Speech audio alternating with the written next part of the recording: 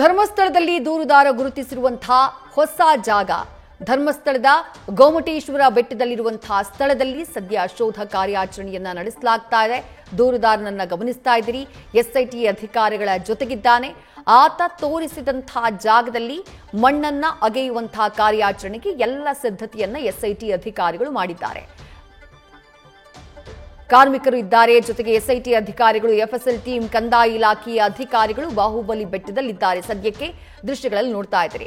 ಇಲ್ಲಿ ತನಕ ಒಟ್ಟಾರೆಯಾಗಿ 14 ಸ್ಪಾಟ್ಗಳಲ್ಲಿ ಕಾರ್ಯಾಚರಣೆ ನಡೆದಿದೆ. ನಿನ್ನೆ ಕಾರ್ಯಾಚರಣೆ ನಡೆದಿದ್ದು ಕಲ್ಲೇರಿ ಸಮೀಪದ ಬೋಳಿಯಾರ್ನಲ್ಲಿರುವಂತಹ ದಟ್ಟಾರಣ್ಯದಲ್ಲಿ. ದೂರುದಾರ ನಾನು ಇಲ್ಲೊಬ್ಬ ಬಾಲಕಿಯ ಶವವನ್ನ ನಾನು ಹೂತಿದ್ದೆ ಮೇಲ್ವಿಚಾರಕರ ಸೂಚನೆಯ ಮೇರೆಗೆ ಅಂತ ಆತ ಏನ್ ಹೇಳಿದ್ದ, ಅಲ್ಲಿಗೆ ಎಸ್ಐಟಿ ಅಧಿಕಾರಿಗಳನ್ನ ಕರ್ಕೊಂಡು ಹೋಗಿ ಅಲ್ಲಿ ಕಾರ್ಯಾಚರಣೆಯನ್ನ ಮಾಡುವಂತಹ ಕೆಲಸ ಆಗಿತ್ತು.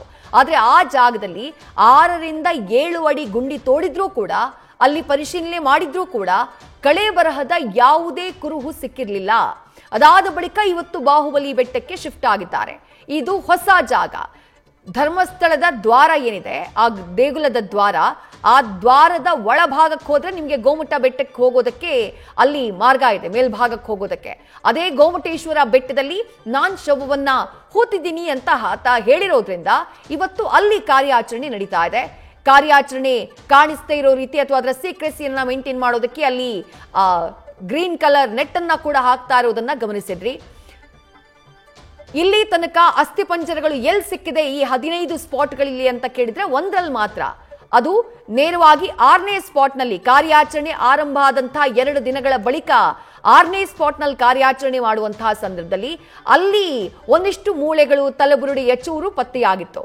ಅದನ್ನ ಆಲ್ರೆಡಿ ಎಫ್ಎಸ್ಎಲ್ಗೆ ಕಳುಹಿಸಲಾಗಿದೆ. ಅದರ ಅಧ್ಯಯನ ನಡೀತಾ ಇದೆ. ಯಾರದ್ದದು, ಎಷ್ಟು ವರ್ಷ ಹಳೆಯದ್ದು, ಯಾವ ಕಾರಣದಿಂದ ಸತ್ರು, ಇದೆಲ್ಲವನ್ನ ಅಧ್ಯಯನ ಮಾಡಲಾಗ್ತಾ ಇದೆ. ಅದನ್ನ ಹೊರತುಪಡಿಸಿದಂತೆ ಸ್ಪಾಟ್ ನಂಬರ್ 11ರ ಮಹಜರಿಗೆ ಬಂಗ್ಲಗುಡ್ಡದ ಮೇಲೆ ಹೋದಂತಹ ಟೈಮ್ನಲ್ಲಿ ಇಲ್ಲ ಬೇಡ ಮತ್ತೊಂದು ಜಾಗದಲ್ಲಿ ಮಾಡೋಣ ಅಂತ ಮೇಲ್ಭಾಗಕ್ಕೆ ಕರ್ಕೊಂಡು ಹೋಗ್ತಾನೆ, ಅರಣ್ಯದ ಒಳಗೆ ಕರ್ಕೊಂಡು ಹೋಗ್ತಾನೆ ದೂರುದಾರ.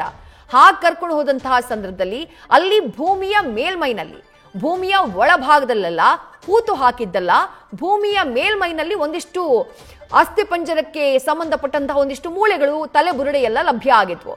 ಅದನ್ನ ರಿಕವರಿ ಮಾಡಿಕೊಳ್ಳುವಂತಹ ಕೆಲಸವನ್ನ ಎಸ್ಐಟಿ ಅಧಿಕಾರಿಗಳು ಮಾಡಿದ್ದಾರೆ. ಅದು ಯಾರು ಆತ್ಮಹತ್ಯೆ ಮಾಡಿಕೊಂಡಿರಬಹುದು ಅನ್ನೋದು ಮೇಲ್ನೋಟಕ್ಕೆ ಕಂಡು ಬರ್ತಾ ಇರುವಂತಹ ಶಂಕೆ. ಬಟ್ ತನಿಖೆಯ ಭಾಗ ಆಗಿರೋದ್ರಿಂದ ಅವುಗಳನ್ನ ಕೂಡ ಸಂಗ್ರಹ ಮಾಡಲಾಗಿದೆ. ಅದರ ಜೊತೆಗೆ ಧರ್ಮಸ್ಥಳ ಪೊಲೀಸ್ ಸ್ಟೇಷನ್ನಲ್ಲಿ, ಧರ್ಮಸ್ಥಳ ಗ್ರಾಮ ಪಂಚಾಯಿತಿಯಲ್ಲಿ 1995ರಿಂದ 2014ರವರೆಗೆ ದಾಖಲಾದಂತಹ UDR ಪ್ರಕರಣಗಳು ಏನಿದ್ದಾವೆ, ಜೊತೆಗೆ ಗ್ರಾಮ ಪಂಚಾಯಿತಿಯಲ್ಲಿ ಶವಗಳನ್ನ ಹೂತಿಟ್ಟದ್ದಕ್ಕೆ ಸಂಬಂಧಪಟ್ಟ ಹಾಗೆ, ಅನಾಥ ಶವಗಳನ್ನ ಹೂತಿದ್ದಕ್ಕೆ ಸಂಬಂಧಪಟ್ಟ ಹಾಗೆ ಸಿಗುವಂತಹ ದಾಖಲೆಗಳು ಏನಿದ್ದಾವೆ, ಆ ಎಲ್ಲ ದಾಖಲೆಗಳನ್ನ ಪಡೆಯುವಂತಹ ಕೆಲಸವನ್ನ ಎಸ್ಐಟಿ ಅಧಿಕಾರಿಗಳು ಮಾಡಿದ್ದಾರೆ. 13 ಸ್ಪಾಟ್ಗಳಲ್ಲಿ ಮೊದಲು ಗುರುತು ಮಾಡಿದಂತಹ 13 ಸ್ಪಾಟ್ಗಳಲ್ಲಿ 13ನೇ ಸ್ಪಾಟ್ನಲ್ಲಿ ಇನ್ನೂ ಕೂಡ ಯಾವುದೇ ಪರಿಶೋಧನೆ ಆಗಿಲ್ಲ. ಅದನ್ನ ಬಿಟ್ಟು ಆ ಸರ್ಪ್ರೈಸಿಂಗ್ ಸ್ಪಾಟ್, ಹೊಸ ಸ್ಪಾಟ್ 14ನೇ ಸ್ಪಾಟ್ ಬಂಗ್ಲಗುಡ್ಡದಲ್ಲಿ ಆತ ಏನ್ ತೋರಿಸ್ದ ಅಲ್ಲಿ ಪರಿಶೋಧನೆ ಆಗಿದೆ. ಅದಾದ ಬಳಿಕ ನಿನ್ನೆ ಬೋಳಿಯಾರ್ ಗುಡ್ಡಕ್ಕೆ ಹೋಗಿ ಅಲ್ಲಿ ಪರಿಶೀಲನೆ ಮಾಡಿದ್ದಾರೆ. ಅಲ್ಲಿ ಏನೂ ಕೂಡ ಸಿಕ್ಕಿಲ್ಲ. ಅದಾದ ಬಳಿಕ ದೂರುದಾರನನ್ನ ವಿಚಾರಣೆ ಮಾಡಿ ಮತ್ಯಾವ ಜಾಗದಲ್ಲಿ ನಿನ್ನ ಶವಗಳನ್ನ ಹೂತಿದೀಯಾ ಅನ್ನೋದನ್ನ ತೋರಿಸುವಂತ ಕೇಳಿದ್ದಕ್ಕೆ ಆತ ಈ ಗೋಮಟೇಶ್ವರ ಬೆಟ್ಟದ ಹೆಸರನ್ನ ಹೇಳಿದ್ದಾನೆ. ಈ ಗೋಮಟೇಶ್ವರ ಬೆಟ್ಟದಲ್ಲಿ ನಾನು ಓರ್ವ ಮಹಿಳೆಯ ಶವವನ್ನ ಹೂತಿದ್ದೀನಿ ಅಂತ ಹೇಳಿ ಆತ ಹೇಳಿಕೆಯನ್ನ ಕೊಟ್ಟಿದ್ದಾನೆ. ಆ ಕಾರಣಕ್ಕಾಗಿ ಸದ್ಯ ಗೋಮಟೇಶ್ವರ ಬೆಟ್ಟದಲ್ಲಿ ಶೋಧ ಕಾರ್ಯಾಚರಣೆಗೆ ಸಿದ್ಧತೆಯನ್ನ ಎಸ್ಐಟಿ ಅಧಿಕಾರಿಗಳು ಮಾಡಿಕೊಳ್ತಿದ್ದಾರೆ. ಆ ಗುಡ್ಡದ ಮೇಲ್ಭಾಗದ ಆ ಸ್ಥಳವನ್ನ ಗಮನಿಸ್ತಾ ಇದ್ದೀರಿ. ಕಂಪ್ಲೀಟ್ ಆಗಿ ಆ ಗ್ರೀನ್ ನೆಟ್ ಅನ್ನ ಹಾಕ್ತಿದ್ದಾರೆ. ಕಾರ್ಯಾಚರಣೆಯ ಭಾಗ ಅದು. ಕಾರ್ಯಾಚರಣೆ ಯಾರಿಗೂ ಕಾಣಬಾರ್ದು, ಆ ಸೀಕ್ರೆಸಿಯನ್ನ ಮೇಂಟೈನ್ ಮಾಡಬೇಕು ಅನ್ನುವಂತಹ ಕಾರಣಕ್ಕಾಗಿ ಎಸ್ಐಟಿ ಅಧಿಕಾರಿಗಳು ಆ ದೂರುದಾರನನ್ನ ಕೂರಿಸಿಕೊಂಡು ಆತನಿಂದ ಮಾಹಿತಿಯನ್ನ ಪಡೆಯುವಂತಹ ಕೆಲಸವನ್ನ ಮಾಡ್ತಿದ್ದಾರೆ. ಕಂದಾಯ ಇಲಾಖೆಯ ಅಧಿಕಾರಿಗಳು ಕೂಡ ಸ್ಥಳದಲ್ಲಿ ಇರೋದನ್ನ ನೀವು ಗಮನಿಸ್ತಾ ಇದ್ದೀರಿ. ಜೊತೆಗೆ ಎಫ್ಎಸ್ಎಲ್ ಅಧಿಕಾರಿಗಳು ಕೂಡ ಸ್ಥಳದಲ್ಲಿದ್ದಾರೆ. ದೊಡ್ಡ ಮಟ್ಟದಲ್ಲಿ ಸಂಚಲನವನ್ನ ಮೂಡಿಸಿರುವಂತಹ ಪ್ರಕರಣ ಇದು. ದೂರುದಾರ ತಾನು ಕೊಟ್ಟಂತಹ ದೂರಿನಲ್ಲಿ ಆತ ಹೇಳಿದ್ದು, ಎಸ್ಐಟಿ ಅಧಿಕಾರಿಗಳಿಗೆ ಆತ ಹೇಳಿದ್ದು, ನಾನು ಮೇಲ್ವಿಚಾರಕರ ಸೂಚನೆಯ ಮೇರೆಗೆ 100 ಶವಗಳನ್ನ ಹೂತಿದ್ದೀನಿ, 100 ಜನರ ಕೊಲೆ ಆಗಿದೆ, ಅಲ್ಲಿ 100 ಜನರ ಮೇಲೆ ಅತ್ಯಾಚಾರ ಆಗಿದೆ, ಅವ್ರ ಮೇಲೆ ಲೈಂಗಿಕ ದೌರ್ಜನ್ಯ ಆಗಿದೆ, ಭಿಕ್ಷುಕರನ್ನೆಲ್ಲ ಕೊಲೆ ಮಾಡಿದ್ದಾರೆ, ಅವರನ್ನೆಲ್ಲ ಹೂತು ಹಾಕೋದಕ್ಕೆ ನನಗೆ ಮೇಲ್ವಿಚಾರಕರು ಹೇಳ್ತಾ ಇದ್ರು, ಅಂಥ ಪಾಪ ಕೃತ್ಯದಲ್ಲಿ ನಾನು ಭಾಗಿಯಾದೆ, ಹೀಗೆಲ್ಲ ಆತ ಹೇಳ್ತಾ ಇದ್ದ. ದೂರಿನಲ್ಲಿ ಆತ ಉಲ್ಲೇಖ ಮಾಡಿದ್ದಾನೆ. ಆತ ತಾನು 100 ಶವಗಳನ್ನ ಹೂತಿದ್ದೀನಿ ಅಂತ ಹೇಳಿದ್ದಕ್ಕೇನೆ SIT ರಚನೆಯಾಗಿತ್ತು. ಆ SITಯ ತನಿಖೆಯ ಭಾಗವಾಗಿಯೇ ಈ ಅಸ್ಥಿ ಪಂಜರಗಳ ಹುಡುಕಾಟ ನಡೀತಾ ಇರೋದು.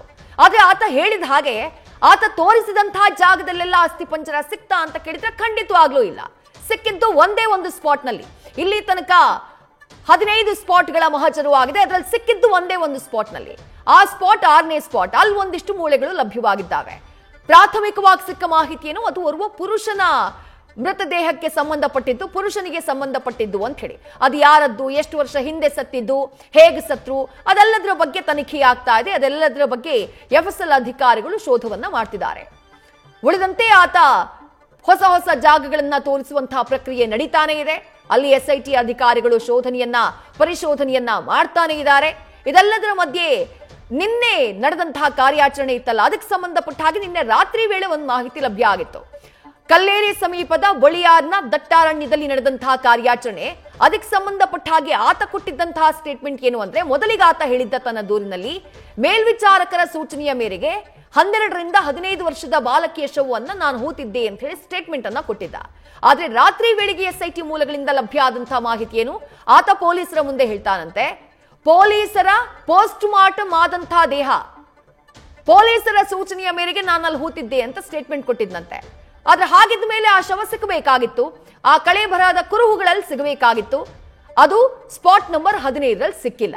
ಈಗ ಗೋಮಟೇಶ್ವರ ಬೆಟ್ಟದಲ್ಲಿ ಶೋಧ ಕಾರ್ಯ ನಡೀತಾ ಇದೆ. ಅದಕ್ಕಾಗಿ ಎಲ್ಲ ಸಿದ್ಧತೆಯನ್ನ ಮಾಡಿಕೊಳ್ಳಲಾಗ್ತಾ ಇದೆ. ದೃಶ್ಯಗಳಲ್ಲಿ ಗಮನಿಸ್ತಾ ಇದ್ದೀವಿ. ನ್ಯೂಸ್ ಫಸ್ಟ್, ನಿರ್ಭೀತಿಯಿಂದ ನಿಮ್ಮ ಪರವಾಗಿ.